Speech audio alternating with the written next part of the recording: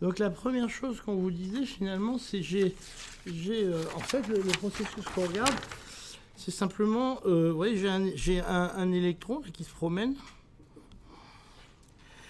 J'ai un électron qui se promène et puis il va se promener comme ça. Et puis on va supposer que j'ai un champ électrique E comme ça. Et puis mon électron, effectivement, il y a une quantité de mouvement P. Et vous voyez qu'il va être accéléré, accéléré, accéléré. Alors, il pourrait être accéléré tout le temps, mais le problème, c'est qu'on va supposer, par exemple, ici, qu'il y a un défaut, un défaut cristallin. Et alors, quand il est diffusé sur un défaut, derrière, ce qui se passe, c'est qu'il repart dans toutes les directions possibles, de façon isotrope. Donc, la vitesse moyenne, après le choc, elle vaut 0. Et il va continuer comme ça, et le temps qu'il met... Alors lui, il vient aussi d'un... Non, c'est pas ça que je veux vous dire. Et avant, il vient aussi d'un autre choc, si vous voulez, tac, tac, tac, qui est en moyenne 0. Le temps moyen entre deux chocs, c'est tau. Ok ? Donc en fait, les électrons, ils vont à une vitesse moyenne qui est essentiellement E fois E sur tau. C'est le temps de l'accélération divisé par tau. C'est essentiellement ça, la vitesse des électrons. Et c'est ça qui limite le temps. Donc, si vous voulez, plus vous avez d'impuretés, plus il va taper vite, souvent, et donc moins il va aller vite. Donc c'est ça qu'on est en train de regarder. Alors, donc ici j'ai mon champ électrique, ici j'ai la quantité de mouvement P. Alors, si je regarde la quantité de mouvement P à un instant P plus T plus dt, c'est égal à la quantité de mouvement P à un instant T, plus la force. Ça, c'est simplement la relation fondamentale de la dynamique. D'accord ? Donc là, pour l'instant, je n'ai rien écrit de bien palpitant. Par contre, ce que je peux écrire maintenant, c'est que ça, c'est simplement dp sur dt qui est égal à la force, donc c'est égal à E fois E. Alors évidemment, il faut faire attention si on met un plus ou un moins, ça dépend des conventions. Si vous mettez plus E ou moins E, ça varie tout le temps dans les livres, donc il faut faire attention. Et donc vous avez P de T plus dt, on va l'écrire comme ça, vous allez voir pourquoi tout à l'heure, moins P de T est égal à moins E fois dt. D'accord, on le met là-haut.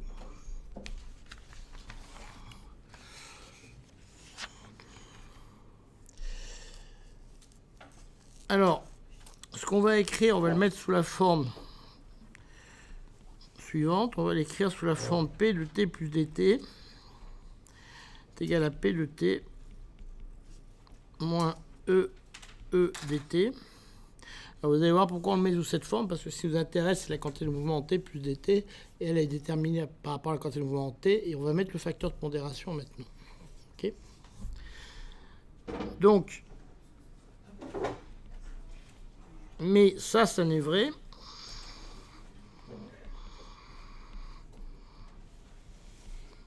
que si l'électron n'a pas eu de choc.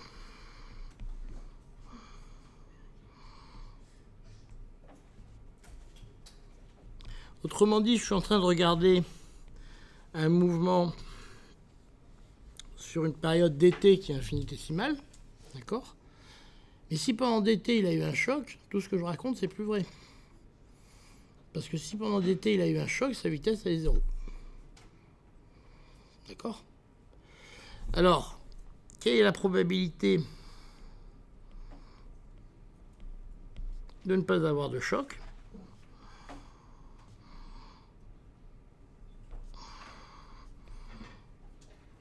C'est simplement 1 moins dt sur tau. D'accord ? Parce qu'on a dit au début que tau, c'est le temps caractéristique entre deux chocs. D'accord. Donc ça, c'est assez logique. Vous pouvez vous imaginer que si dt tend vers 0, bon, ben c'est sûr qu'il n'y a pas de choc. Si par contre dt devient grand, ben c'est sûr qu'il y a un choc. Donc forcément ça tend vers 1.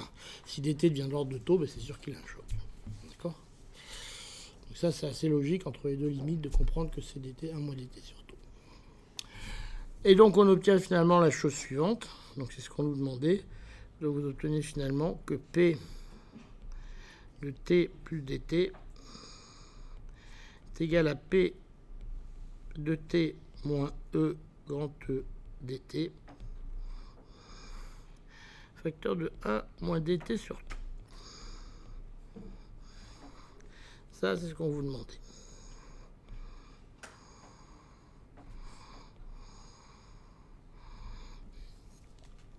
Voilà.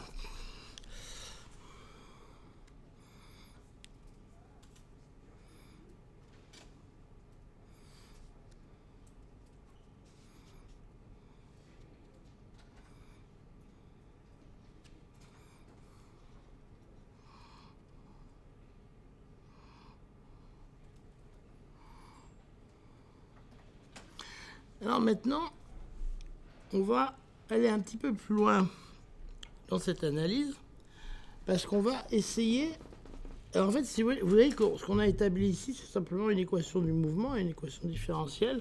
En général, ce genre de truc, on aurait pu l'établir directement, on a toujours ce genre de choses. Alors pourquoi je l'ai fait pas à pas? Parce qu'en fait, je l'ai fait pas à pas à cause de ce machin, de ce 1 moins dt sur taux.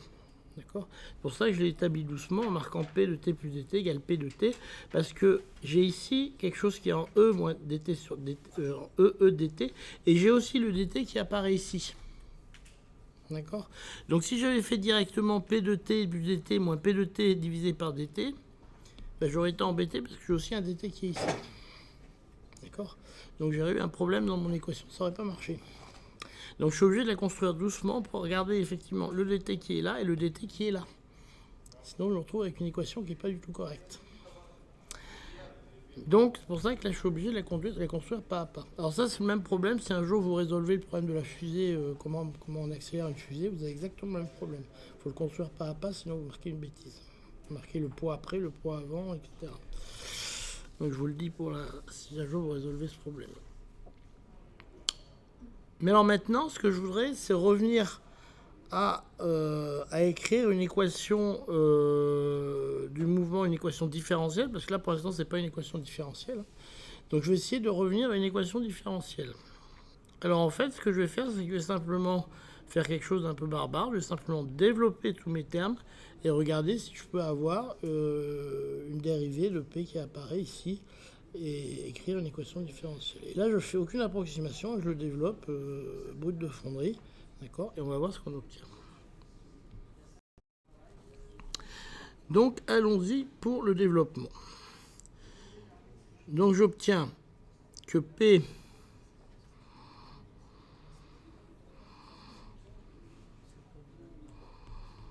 de t plus dt. Donc, je le développe. J'ai un P de t facteur de 1 moins dt sur taux moins EE facteur de 1 moins dt sur taux. Parce que là, je ne me suis pas trop trompé. Où ça Ah oui, c'est vrai, j'ai oublié d'enlever là. Ah oui, en plus, il a l'importance dt. Donc, là, je vais tout réécrire, ça sera plus propre.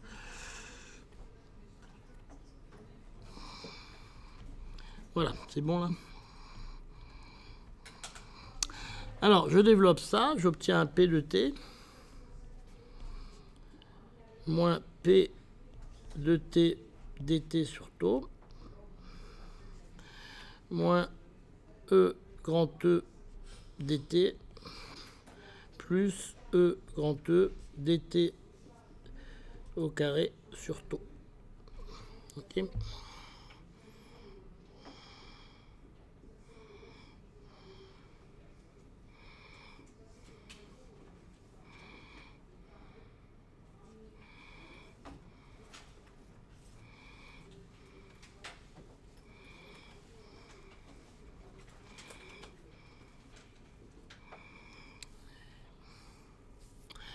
Bon, ça, c'est simplement la partie droite. Hein, ça, c'est la partie droite de mon équation, donc ça, il n'y a pas de souci. Ça, c'est le membre de droite.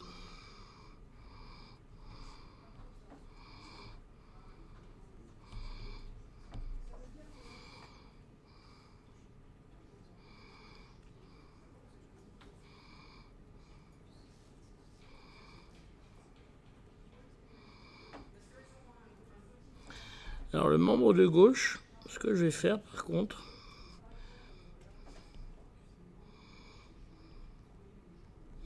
c'est que je vais écrire que P de T plus dt,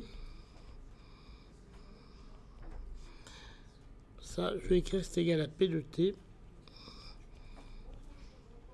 plus dP sur dt dt. Donc ça, je fais un développement limité de mon P.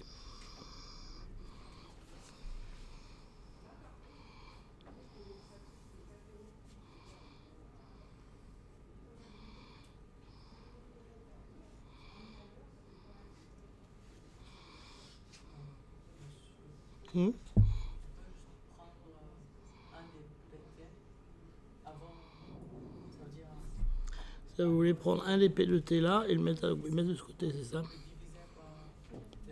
Et divisé par dt qui est là. Le problème, c'est que vous avez un P de T là, un P de T là. Ouais, le problème, c'est que si vous faites ça, vous avez un dt là et vous êtes embêté. D'accord, donc il faut d'abord éliminer un P de T pour pouvoir faire ce que vous dites. Et là, il va s'éliminer avec celui-là. D'accord, en fait, il faut éliminer la constante. Ça, vous êtes dans un système où vous regardez que la variation. D'accord, et là, vous avez un truc qui est la constante. En fait, si vous êtes sur une courbe, si vous voulez, vous vous promenez comme ça. Là, vous avez P de T plus dt. Là, vous avez P de T. D'accord. Et en fait, ce truc-là, il vous embête parce que vous n'êtes pas sur la variation. Là, vous êtes vraiment sur P de T plus dt. Et là, vous êtes sur P de T. Là, vous avez P de T dt. Donc ça, c'est moins gênant parce que P de T dt décrit bien la variation. Donc vous êtes embêté parce que si vous avez P de T dt, ça c'est bon, vous pouvez vous en sortir. Mais P de T plus dt et P de T tout seul, vous ne pouvez pas vous en sortir. Donc à un moment, il faut que vous éliminiez ce facteur-là. Alors si on les met en phase, vous allez voir que ça marche. Parce que vous vous retrouvez avec P de T plus dP sur dt dt qui est égal à P de T plus P de T dt sur taux moins EE dt plus E grand E dt au carré sur taux. Alors là, on va faire un petit jeu habituel. Ouais. Ouais, on va effectivement, on va éliminer un terme. Donc première chose, bon, on va commencer par ce que vous dites. Celui-là, on va l'éliminer parce que c'est un terme qui est d'ordre 2. D'accord. Donc vu qu'on regarde, quand on regarde un développement à l'ordre 1, on va éliminer le terme qui est d'ordre 2. Ici, d'accord. Puis ici, vous voyez que c'est ce qu'on vient de dire. Pour faire ce que vous suggérez, les P de T se simplifient. Et là, on est content. Maintenant, puisqu'on a un dP sur dt et ici un P de T dt. Donc là, ça va pouvoir marcher un peu mieux.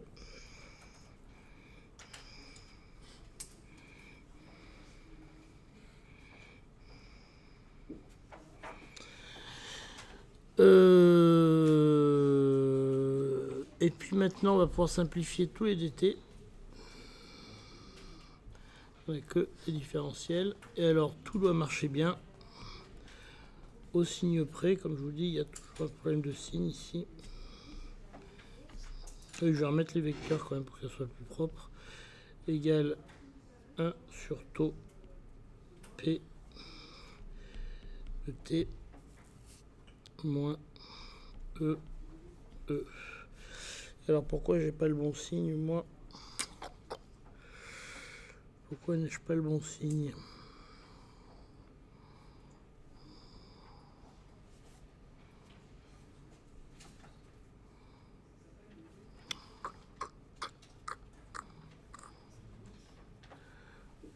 Bon. Vous avez oublié un mois PDT surtout quand vous avez fait quand vous avez développé. À quel endroit PDT ici. facteur de 1. Là ou en dessous? Là. Là. Là, vous me dites que j'ai oublié un moins dans P2T sur taux, là. Vous en fait PDT facteur de 1 moins DT sur taux. C'est là qu'il y a un moins?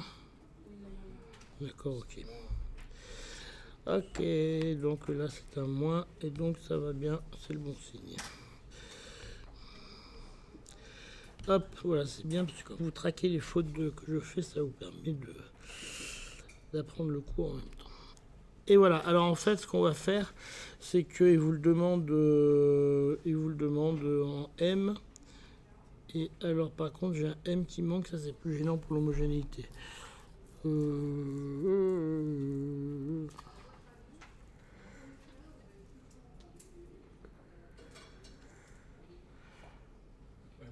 Ah non, c'est P égale MV, donc ça marche, oui, excusez-moi, ça marche très bien.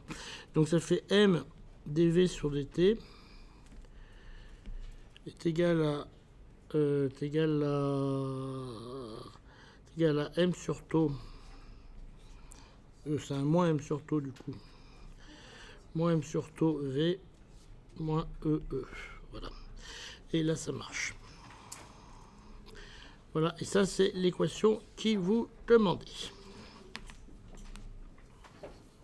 Ce truc-là, on vous propose maintenant de mettre un champ électrique. Je vais essayer d'écrire plus gros quand même pour que ça se voit mieux. Qui vaut E0 exponentielle de... Alors, il vous propose quoi? De moins I oméga t.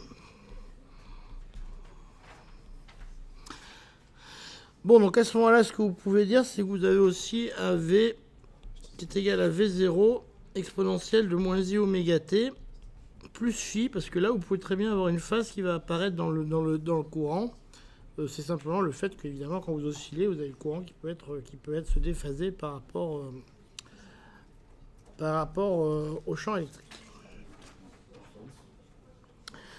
Alors, en fait, on pourrait imaginer quand même... Bon, derrière, il y a une hypothèse qui paraît triviale, mais c'est quand même qui n'est pas complètement si trivial que ça, c'est que le courant, en gros, si vous voulez que on va pas appeler ça des électrons, parce que c'est pas vraiment des électrons, mais disons que les particules, si on a un champ sinusoïdal, les particules ont une réponse sinusoïdale.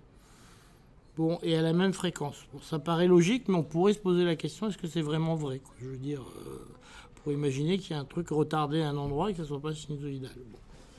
Là, on va considérer que c'est vrai. Alors maintenant, il suffit d'injecter ça finalement dans notre équation. Donc M dV sur dt, ben, ça vous fait simplement M. Alors dV sur dt, ça vous fait V0 facteur de moins I oméga fois V fois exponentielle de moins I oméga t plus phi. Vous vérifiez que je ne me trompe pas de signe. Hein. Moins M sur taux, ce qui est égal à moins M sur taux, donc moins M sur taux V0 exponentielle de moins I oméga t plus phi, moins EE, moins E0 exponentielle de moins I oméga t. Bon, alors évidemment, il y a plein de choses qui vont se simplifier là-dedans. Donc en particulier, bon, si vous mettez en facteur les moins I oméga t, les exponentielles de moins I oméga t vont s'en aller. D'accord? Et vous allez pouvoir sortir les V0, eux, ils restent. Et donc si on simplifie, on va le faire si vous voulez. MV0.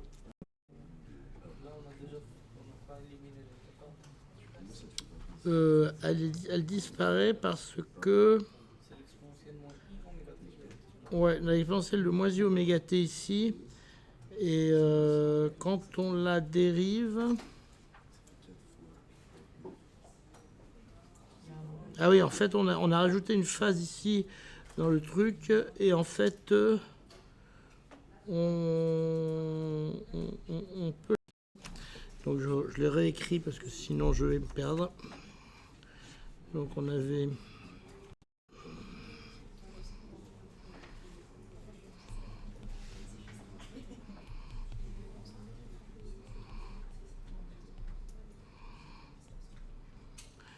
est égal à 1 sur taux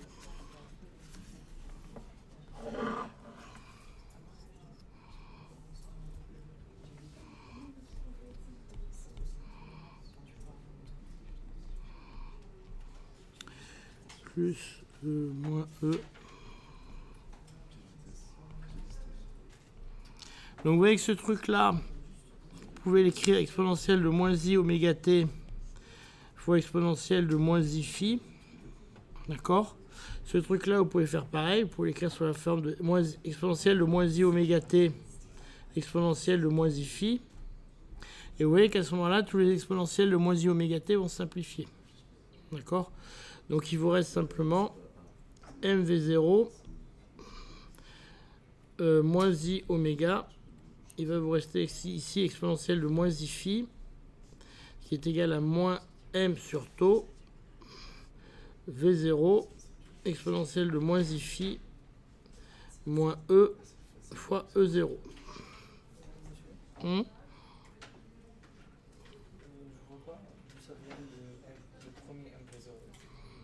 Il n'y est pas le premier mv0. Je sais pas, dans mon équation, j'ai m dv sur dt. dv sur dt, sauf que c'est multiplié par moins I oméga. Ah ouais? C'est pas mv0 moins I oméga. Ah oui, c'est mv0 fois moins. Je vais vous l'écrire comme ça si vous voulez. C'est moins I oméga fois mv0. D'accord, ça vous plaît mieux comme ça.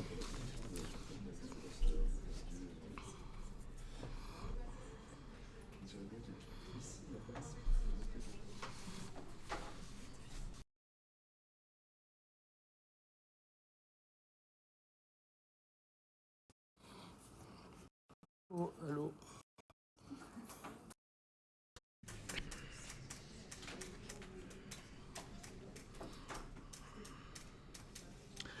Donc, on va simplifier simplement tout ça. Hein. Ça veut dire qu'on va avoir simplement qu'on va simplifier les V0. Ok. Donc, on obtient que MV0. Puis, on va simplifier. On a ce terme-là et puis ce terme-là.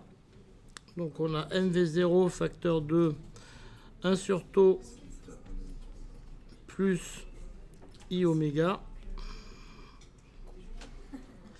est égal, il nous reste de l'autre côté simplement moins E fois E0.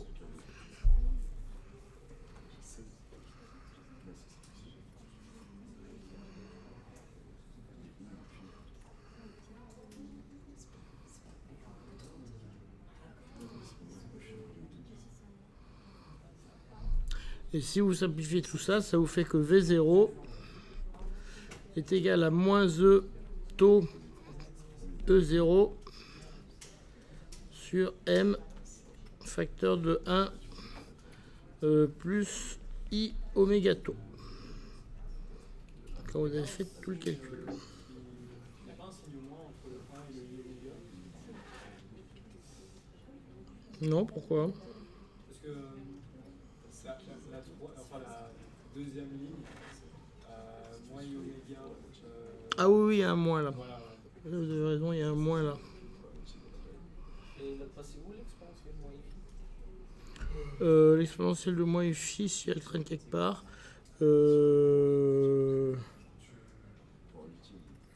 Pourquoi j'ai plus l'exponentielle de moins phi?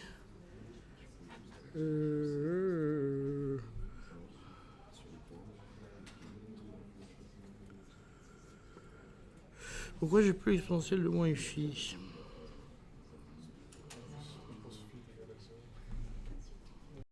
Juste à partir de l'avant-dernière ligne où il n'y a plus. Sinon, Elle est là. C'est à partir de là qu'elle n'y est plus. Mais en fait, on peut la rentrer dans ce terme-là. Parce que là, ce terme-là, il a une phase. Le 1 sur taux moins I oméga, c'est un terme complexe, donc il a une phase. Donc on peut le rentrer là-dedans, l'exponentielle de I phi. L'exponentielle de I phi, c'est seulement une phase. Donc on peut la rentrer là-dedans. Alors, maintenant, on n'a pas tout à fait fini, parce qu'on veut calculer le courant, d'accord? Et le courant, c'est N, E, V. Ok? Donc c'est N et un moins E carré, taux E0 sur M V0 facteur de 1 moins I oméga T, oméga taux. Et il faut que je rajoute un V0 en dessus. Donc si je regarde ça, je peux simplifier des choses. Les V0 s'en vont. D'accord? Ça, c'est clair.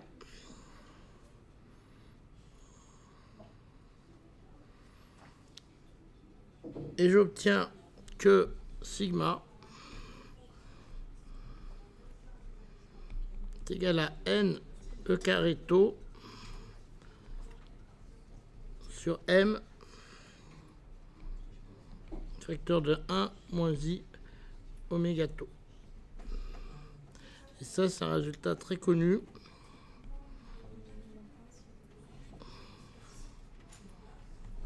Pour la conductance, ouais. Ouais, alors c'est toujours pareil. Le signe moins, en fait, il y a un problème de signe là, parce que normalement, le sigma, c'est 1 plus I oméga taux en bas. Alors le signe moins en bas, il m'inquiète pas trop, parce que c'est simplement un terme de phase. Donc pour avoir plus I ou moins I, c'est pas très grave. Ça part en haut, ça part en bas. Donc ça, c'est pas très grave. Vous allez trouver simplement sur la face plus tangente phi ou moins tangente phi. Donc c'est pas très grave. Le moins qu'il y a là, par contre, pourquoi on a un moins et pas un plus? Parce que là, par contre, c'est embêtant, ça va être positif, sigma. Ça veut dire quoi? Ça veut dire qu'on a le moins E ici, qui a été défini par moins E. Et ça veut dire ça veut dire que la charge, on l'a définie par moins E ici. C'est simplement une définition de la charge. Par contre, le moins I en bas, ça, c'est pas grave, parce que c'est moins I, vous trouvez tangente phi ou moins tangente phi dans le truc. Alors ça, c'est une définition que vous connaissez bien, parce que dans ce qu'il vous demande, c'est toujours pour oméga égale 0. Si la charge était définie par moins 0, on ne doit pas dire que J est égal à moins 1 kp. C'est déjà défini par moins 0. Enfin, vous définissez J par QEV. On aurait dû faire ça depuis le début, c'est mettre des Q. C'est beaucoup plus simple. Alors, ce qu'il faut retenir pour oméga égale 0, vous obtenez sigma est égal à sigma 0, qui est égal à N E de taux sur M. Et ça, c'est un résultat que vous allez trouver extrêmement souvent. La fréquence nulle, le sigma 0, c'est N E de taux sur M. Et ça, c'est quelque chose qui marche remarquablement bien. C'est-à-dire que la conductivité est donnée simplement par le temps de collision et la densité de porteur. D'accord? Et ensuite, vous avez une baisse avec la fréquence. D'accord, de la conductivité. Alors pourquoi la conductivité baisse avec la fréquence? C'est seulement parce que les électrons ont du mal à se déplacer. C'est ça le truc. Enfin, ils ont du mal à suivre le champ électrique, si vous voulez. Alors, ce qui est absolument remarquable, c'est que vous savez, le calcul qu'on a fait là, c'est un calcul vraiment à la barbare. C'est-à-dire qu'on a mis ni niveau de Fermi, on n'a rien mis de quantique là-dedans. Et vous trouvez un résultat qui marche. Ça, c'est vraiment exceptionnel, parce que même la partie, si vous voulez, cette partie-là, c'est-à-dire le 1 moins I oméga taux, il marche. C'est-à-dire que si vous prenez un métal et que vous le mesurez, bon, il y a des corrections évidemment, mais globalement, il marche. D'accord? Ce qu'on va faire après sur les fioles, globalement, ça marche. Même si vous mettez absolument aucun des paramètres réalistes, vous prenez comme ça une gaz de particules chargées, vous mettez un champ électrique, vous faites tout votre bazar là, vous trouvez un truc qui marche. Donc ça, c'est la magie du modèle de Drude.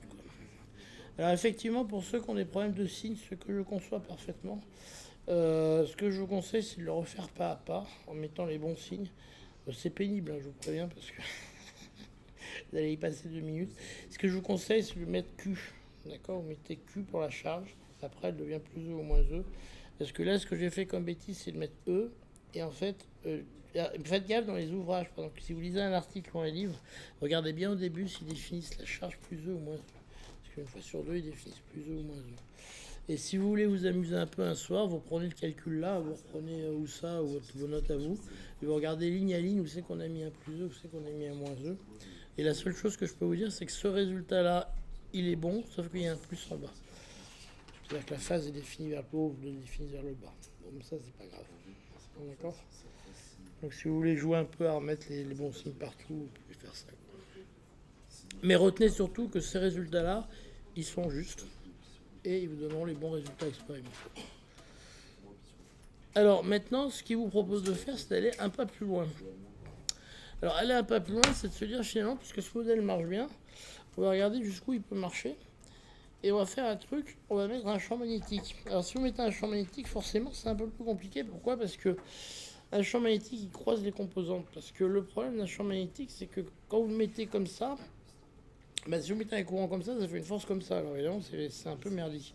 Parce que ce que vous voyez, c'est que le courant J, il va faire ça, et il va me créer une tension comme ça. C'est-à-dire que dans votre élément de matrice, si vous voulez, ouais, j'aime pas trop parler comme ça fait un peu mathématique, mais en gros, tant que vous avez un champ EX, il va créer un champ EX, il va créer un courant EX, donc c'est peinard, ça va bien se passer. Par contre, dans vos équations, quand vous mettez un champ Y, vous allez coupler un courant JX à un courant à une tension VY. Donc vous allez avoir deux composantes dans JX, une composante qui est couplée à EX et une composante qui est couplée à EY. Donc forcément, ça va vous compliquer vachement le traitement de votre système. Parce que vous allez recevoir des équations JX égale blabla EX plus blabla EY et JY égale blabla EX plus blabla EY. D'accord ? Donc vous allez avoir une matrice où vous allez avoir des éléments non diagonaux. En plus des éléments diagonaux. D'accord ? Et c'est ça qu'on va vous demander de chercher. Et en plus, vous allez voir pourquoi on fait ça, c'est pas seulement pour s'emmerder, c'est parce que l'effet Hall, c'est un truc qui a des propriétés absolument remarquables. Et en particulier, ça vous permet, c'est toujours utilisé, vous allez voir que l'effet Hall vous donne la densité de porteurs et le signe des porteurs, pour le coup. Le signe des porteurs. Alors en fait, ça c'est dans le principe, parce que pour avoir le signe des porteurs, il faut avoir le sens du champ, et on ne sait jamais le sens du champ. C'est les électrons ou les trous, enfin, ce qui porte le courant dans le système. En fait, en gros, c'est facile à comprendre. Si vous avez un champ, vous savez dans quel sens il est. Si vous avez un porteur, vous savez dans quel signe il est, bah, il va être dévié comme ça. Donc ça vous fait un champ électrique comme ça. Et donc vous savez le signe du porteur. Parce que l'effet Hall, c'est tout con. Je vais vous montrer ce que c'est que de l'effet Hall. L'effet Hall pour les nuls. C'est-à-dire pour moi. L'effet Hall, c'est ça.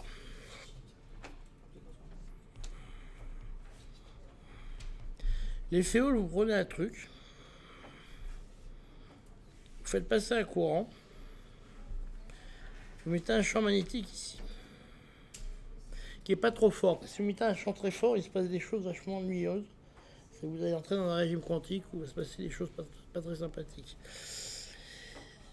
Bon, alors un courant comme ça, l'électron, il est dévié. Alors comment déjà faire le bonhomme d'Ampère? L'électron, il est ici négatif, donc il est dévié par là, si je ne me trompe pas. C'est bon? Il est vraiment dévié comme ça, vous êtes d'accord? Donc j'ai des électrons qui s'accumulent là. D'accord? Donc des électrons qui s'accumulent là, ça me fait un champ électrique comme ça. Ça me fait un champ EY comme ça. D'accord? C'est-à-dire une tension VY. Mais ça, c'est ce qu'on appelle la tension de Hall. Et alors, ce que vous voyez, c'est que si vous connaissez, plus le champ va être fort, plus la tension va être forte. Plus le champ est fort, plus il dévie des électrons. Donc, si je connais la force du champ, je vais pouvoir connaître la densité des porteurs.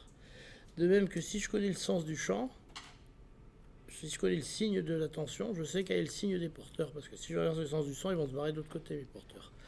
Donc si je connais le sens du champ, et je connais le sens dans la tension, ça me dit si les porteurs sont positifs ou négatifs. Donc c'est un truc qui est vachement utile.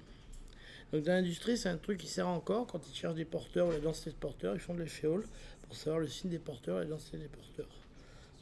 Et c'est ça qu'on vous demande de calculer quand on fait de l'effet Hall classique. Donc c'est un truc qui est encore très utilisé. Alors ça peut se calculer en 5 minutes. Là on va faire un calcul un petit peu plus sophistiqué. Mais c'est un truc qui peut se calculer en 5 minutes simplement en calculant l'accumulation de charge le long d'un bord. On calcule le champ électrique qui est là. Et puis on va calculer qu'il est compensé par un autre champ et ça vient en 2 secondes. Là on va faire un calcul un petit peu plus complexe, un peu plus complet. de ça en calculant tous les coefficients. Donc, les féoles, ils commencent en vous disant qu'ils vont décrire les féoles. Nous repartons de l'équation de l'exercice 1. Sauf que maintenant, dans la force, vous avez un terme qui est en EV vectoriel B. Et il vous demande maintenant de montrer que le tenseur a une tête un peu bizarre. Voilà. Et là, c'est à vous de jouer. Donc, on va revenir à la question 1.3. Vous avez raison. Donc, on vous demande, le cuivre est un métal monovalent qui cristallise dans une structure cubique face centrée. De paramètres de maille A,361 angstrom. Alors ça, c'est le genre de truc que j'aime pas du tout quand on me raconte ça. Mais le cuivre, c'est un métal sympa parce que ça conduit très bien la chaleur. Alors le cuivre, c'est un truc comme ça. En plus, je sais pas dessiner, donc c'est pour ça que j'aime pas la cristallo en fait. Voilà. Alors vous avez un atome à chaque coin.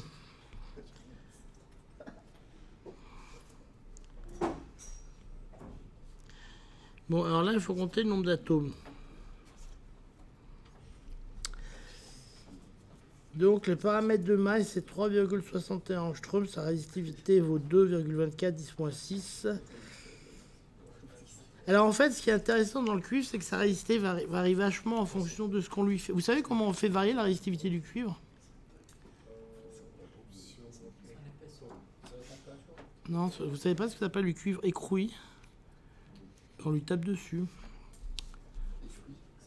Écroué, non, ça veut dire que vous prenez du cuivre, c'est sérieux, hein. Vous lui tapez dessus, sa résistivité varie vachement.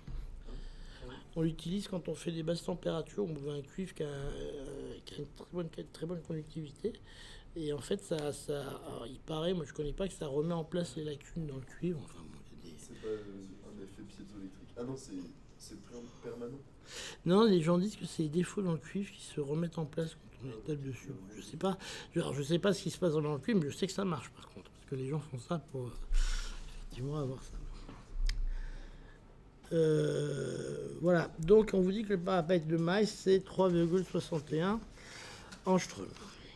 Bon, donc avec ça on est content. Donc question, on veut calculer le tantôt entre deux collisions. Bien. Donc combien il y a d'électrons par maille? Combien d'atomes par maille? Est-ce que vous êtes capable de me compter ça? Waouh, il y en a qui sont bons.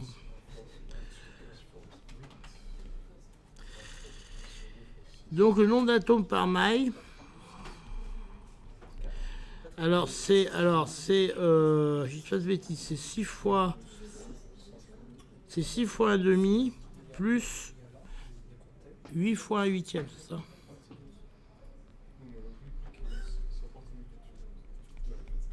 Là, c'est le maximum de ce que je sais faire en cristallo. Là. Et donc, si on veut la densité,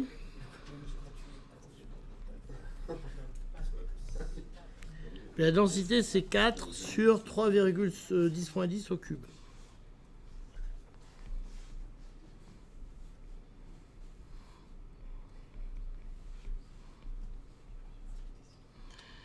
Et vous trouvez que vous avez alors 8,5 10 28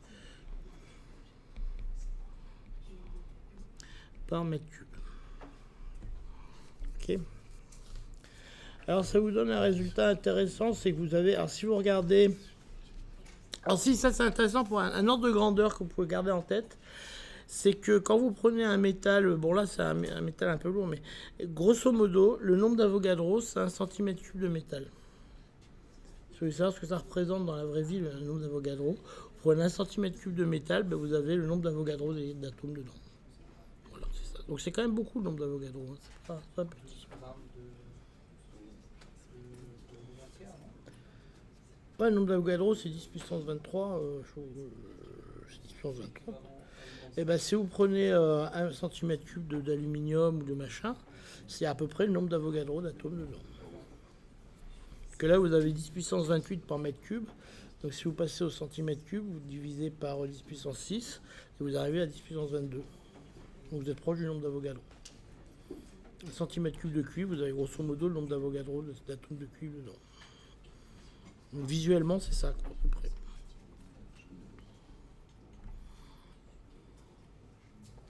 Donc sigma, c'est NE2 taux sur M. Donc vous avez taux qui est égal à sigma M sur N E au carré. Alors là, on peut se...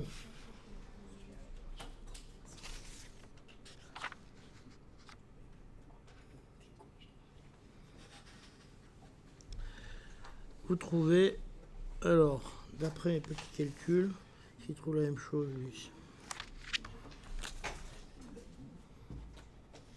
Il trouve les 2 10 puissance moins 14 secondes. Alors, ce qu'il faut retenir de ce calcul, quand même, c'est que... alors, il y a autre chose qu'il utilise, c'est par l'équipartition de l'énergie.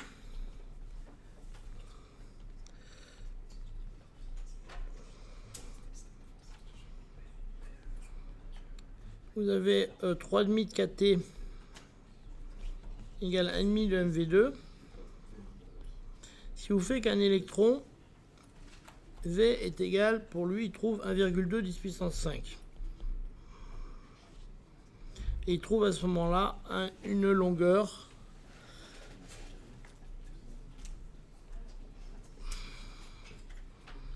qui est égale à 22 angstroms.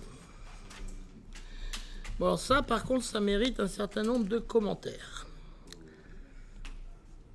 Bon. Donc, un certain nombre de commentaires par rapport à ça. Donc ça sort du modèle de Ludd. Bon, alors les chiffres exacts, hein, on s'en fout un peu, mais qu'est-ce qu'on peut commenter là-dessus? Ces chiffres, par contre, eux, ils sont très faux. Alors, premièrement, la vitesse qu'on trouve ici, 1,2 10 puissance 5, elle est fausse au moins d'un facteur 100. D'accord? Alors pourquoi? Parce qu'en fait, on ne tient absolument pas compte du fait que on a des fermions, et vous verrez l'année prochaine, ça si vous faites de la physique du solide, que quand vous avez des fermions, vous avez en fait une sphère de Fermi qui vous empile les électrons. Vous pouvez mettre qu'un électron par niveau, donc en fait, ils sont tous empilés. Et empilés jusqu'à une haute énergie. Ils ne peuvent pas s'arrêter là. Donc vous mettez 1, puis vous montez jusqu'à il n'y a plus d'électrons. Et du coup, vous êtes obligé de monter assez haut.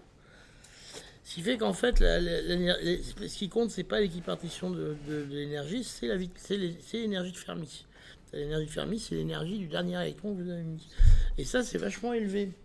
Et l'énergie du dernier électron, ça vous donne une vitesse du dernier électron qui est plutôt de l'ordre de 10 puissance 7 mètres par seconde.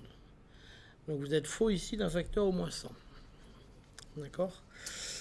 Donc du coup, les 22 angstroms, ils sont pas tout à fait justes non plus. Mais par contre, ce qu'il faut retenir... alors, les 2 10 puissance moins 14, ils sont quand même aussi sous-évalués, parce que c'est quand même plutôt quelques picosecondes. On est plutôt dans les 10-12, quelques 10-12. Par contre, ce qu'il faut retenir, et ça reste vrai, c'est que les temps, les temps caractéristiques dans les solides, ce sont des temps domaine. Vous n'êtes pas en train de regarder des minutes ou des secondes, vous êtes en train de regarder des picosecondes. D'accord? Donc tout ce qui se passe dans un solide, ça se passe très vite. Les relaxations, les taux, les machins, tout ce qu'on dit comme ça, c'est pas des choses qui vont prendre des heures. C'est pas comme par exemple, dans certaines réactions de physique de la matière molle, où ça se passe pendant des minutes, la dilution. Si vous mettez de l'encre dans de l'eau, par exemple, le temps que ça se mélange, c'est des heures, quoi. Là, en physique du solide, c'est vraiment des picosecondes, sauf dans un cas particulier, qui est les verres de spin, où vous pouvez avoir des relaxations lentes sur des heures, si vous voulez. Mais globalement, c'est des heures. C'est pour ça que quand vous regardez des régimes dits alternatifs en physique du solide, c'est des régimes qui sont de l'ordre du gigahertz. Sinon, vous êtes toujours dans un régime dit continu par rapport à physique. Et c'est pour ça que quand vous regarderez les placements, des choses comme ça, vous commencez à avoir des effets de fréquence quand vous commencez à regarder à des gigahertz. Quand vous êtes en dessous, vous êtes sur des régimes d'IDC. Okay.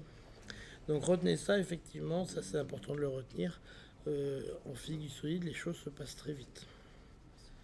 D'accord. Mais bon, ces chiffres sont faux, par contre. dû au fait qu'on est, le modèle de Drude ne tient pas compte de la sphère de Fermi. Bon, ben, avant de se lancer dans les féoles, en fait, c'est un peu... Peut-être pas se lancer maintenant, parce que je pense que vous êtes fatigués. Voilà, donc, ouais. Question. Pour la densité, ça remplace L dans la formule. Ça, non? Ouais, le L, le taux sur M, c'est la, ouais, ça c'est la densité, ouais, c'est le N, c'est la densité. Alors, en plus, la densité, là, c'est la densité qu'on donne pour, parce que, ah oui, la densité, je ne sais pas si vous l'avez vu en cours, mais c'est les électrons libres dans le cuivre. Chaque atome donne un électron, même 2 électrons dans le cuivre. Dans les métaux, c'est pour ça que ça conduit, c'est que chaque atome va donner un électron ou 2 électrons qui vont être libres et qui vont conduire le courant. Donc c'est pour ça qu'on trouve ça comme truc. Ok. Voilà, donc alors ce qui serait bien, c'est que vous refaisiez ces exercices chez vous. Je les mettrai en ligne, j'espère, pour demain soir. Puis voilà, on va dire 50 centimes par faute que vous trouvez dans les calculs. On peut vite se faire de l'argent à ce rythme-là. Donc, non, mais c'est enregistré, mais je tiens le pari. Hein. Chaque faute avérée, 50 centimes. Et ça vous obligera à refaire le calcul. Et en plus, ça changera les fautes dans l'enregistrement. Donc c'est très bien. Ok. Donc, ouais, refaites-le, c'est pas compliqué. Et comme vous avez l'enregistrement, c'est plutôt ludique. Okay. Alors, au niveau des choses que je vous conseille, c'est de travailler à plusieurs. Mais ça, vous le savez déjà. Travailler à 2-3. Alors, la probabilité qu'on fasse la même connerie à 2-3, la même connerie au même moment, elle est assez faible quand même. Donc, il y en a. Bon, on peut faire une connerie, mais le 2 à faire la même connerie au même moment. Faut pas avoir de bol quand même. Ouais, quand même. Il y en a un pour surveiller l'autre quand même. Donc voilà. Puis en plus c'est plus marrant de travailler à plusieurs, il y a un côté ludique. Parce que travailler tout seul c'est quand même chiant. Parce que vous verrez que quand la semaine prochaine il va y avoir des calculs un peu chiants. Si vous êtes deux c'est marrant, mais si vous êtes tout seul c'est relou. Voilà, je vous souhaite une bonne soirée.